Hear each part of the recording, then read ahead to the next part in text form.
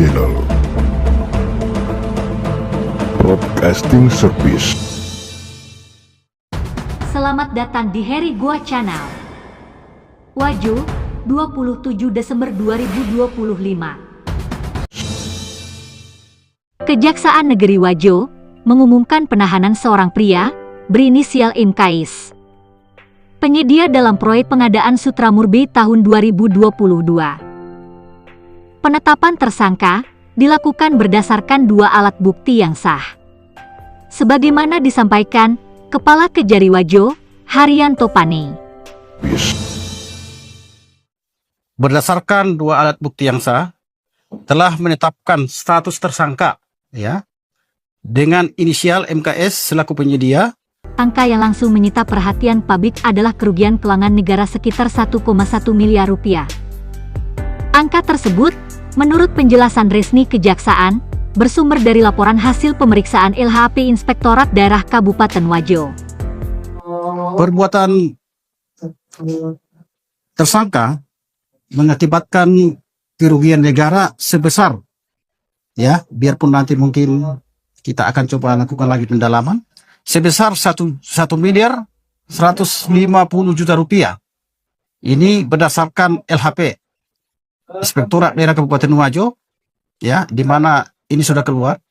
Makanya kami berani dalam kesempatan ini menetapkan status tersangka karena sudah ada perhitungan kerugian negara, dan ini berdasarkan hasil audit. Namun, di balik pernyataan formal itu, muncul pertanyaan mendasar yang tak bisa dihindari.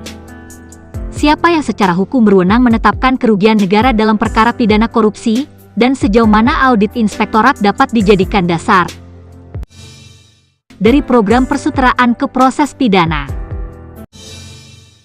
Pengadaan Sutra Murbi 2022 awalnya dirancang sebagai program pendukung sektor persutraan rakyat. Anggaran dialokasikan, penyedia ditetapkan, distribusi dilaksanakan. Belakangan, proyek ini menjadi objek penyelidikan aparat penegak hukum. Kasipses Kejari Wajo, Sudarmanto, menyebutkan penyidik sudah memeriksa 62 orang saksi, mulai dari ASN hingga pejabat teknis seperti PPK dan PPTK. Penyidikan disebut masih berkembang dan tidak menutup kemungkinan adanya tersangka lain. Di titik ini, perkara tampak seperti kasus korupsi daerah pada umumnya. Namun satu frasa kunci mengubah arah diskusi hukum. Kerugian keuangan negara sebesar 1,1 miliar rupiah lebih, berdasarkan LHP Inspektorat Daerah Kabupaten Wajo. Kamis, 18 Desember 2025. Frasa tersebut menjadi poros utama perdebatan hukum. Kerugian negara, unsur delik yang tidak sederhana. Dalam hukum pidana korupsi, kerugian negara bukan sekadar angka administratif, melainkan unsur delik yang menentukan ada atau tidaknya tindak pidana. Pasal 1 angka 22 Undang-Undang Nomor 1 Tahun 2004 tentang Perbendaharaan Negara menyebutkan kerugian negara adalah kekurangan uang, surat berharga, dan atau barang yang nyata dan pasti jumlahnya sebagai akibat perbuatan melawan hukum.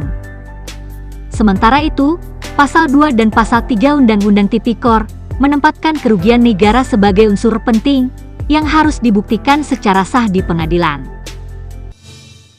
Posisi inspektorat dalam sistem hukum. Inspektorat daerah merupakan aparat pengawasan intern pemerintah atau API. Kewenangannya diatur, antara lain, dalam PT Nomor 60 Tahun 2008 tentang Sistem Pengendalian Intern Pemerintah SPIP, Permendagri Nomor 23 Tahun 2007 Junto, Peraturan terbaru terkait pengawasan daerah. Secara fungsi, inspektorat bertugas melakukan audit internal, review, evaluasi, dan pengawasan penyelenggaraan pemerintahan daerah. Inspektorat berada dalam struktur eksekutif daerah, bukan lembaga independen konstitusional. Disinilah batasnya. Audit inspektorat bersifat internal administratif, bukan penetapan kerugian negara yang final dalam konteks pidana. Lembaga yang berwenang menetapkan kerugian negara Secara konstitusional, kewenangan pemeriksaan pengelolaan dan tanggung jawab keuangan negara berada pada Badan Pemeriksa Keuangan atau BPKA, sebagaimana ditegaskan dalam Pasal 23 Undang-Undang 1945. Undang-Undang Nomor 15 Tahun 2006 tentang BPK. HAB S melaporkan. Hari Tua Channel Broadcasting Service.